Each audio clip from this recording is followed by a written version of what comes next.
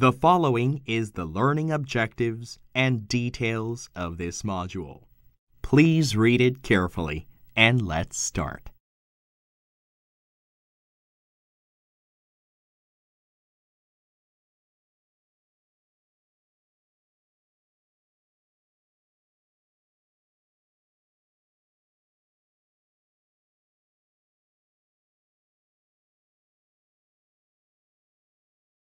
One morning in cold winter, Mr. Kim tried starting his vehicle that he has been using for the past 6 years.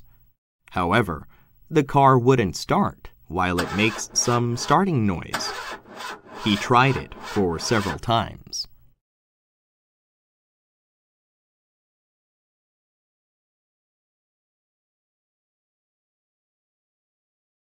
In the end, he only heard a clicking sound, and now he couldn't even hear the starting noise. Finally, he had to bring his vehicle to the service shop using a tow truck. The technician told him that the battery was the cause of failure, so he decided to replace the battery. After that, the vehicle started normally, and he thought that everything was solved.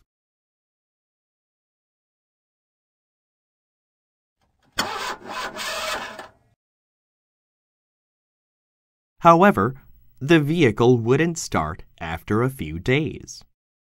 Mr. Kim visited the service shop and complained about it. This time, the technician told him that the starter motor was the problem and recommended replacing it. Even though he didn't feel like it, he had no other option but to replace the starter motor. However, after a few days, the same symptom occurred again.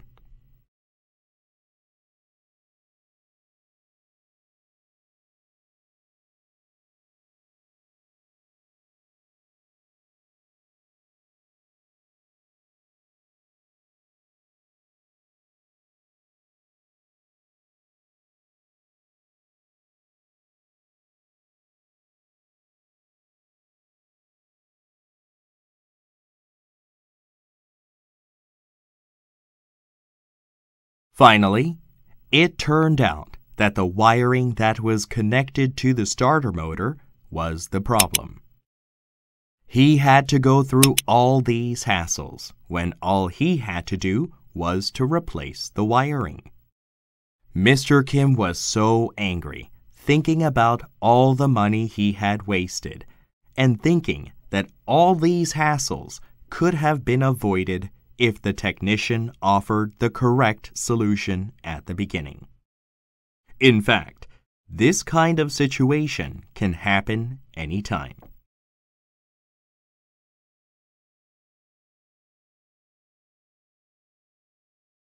There is a simple way you can use to solve wiring failure, contact failure, disconnection, and short circuit. Aren't you curious? It is the circuit diagnosis we are going to learn in this course.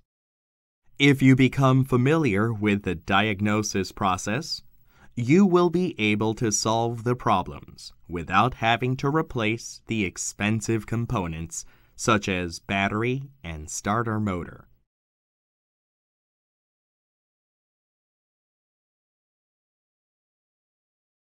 We will learn more about how to diagnose a circuit at the next session.